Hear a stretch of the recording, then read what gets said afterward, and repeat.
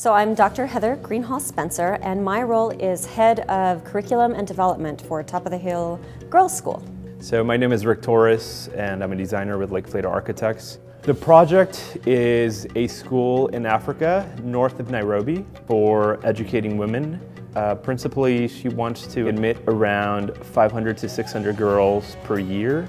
So the curriculum is a competency-based curriculum. So that means that rather than focusing on, have you memorized the following dates, or do you know the difference between an acid and a base, it's really functional. It's what kind of skills do you have? What kind of mindsets do you have? Are you able to understand content, not just from a memorization standpoint, but are you able to use it to solve real problems, to create new solutions?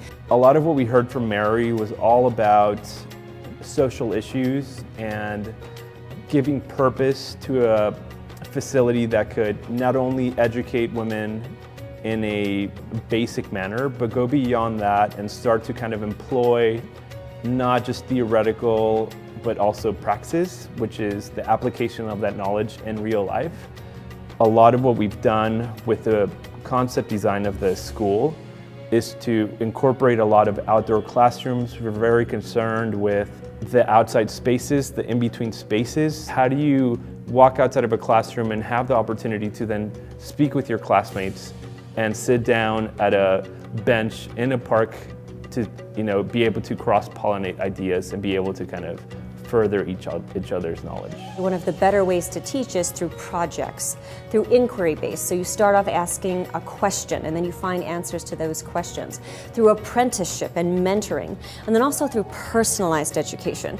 We really want to create pathways where students can learn at their own pace, through their own modalities, really leveraging their own strengths and skills to be able to learn new material, learn new skills that then they can take into the community. As a designer, your biggest goal is to produce architecture that influences a community in a positive manner. It's to give that building purpose. It's to see how that building begins to influence the social aspects of that community. And I think by creating all these outdoor environments where people want to hang out, where people want to communicate, where people want to gather, I think that's where I think as an architect, you start to shine and you start to kind of see the soul sing, which sounds kind of cliche, but it's really where I get really excited about architecture. And I think this project is that perfect opportunity to apply all that.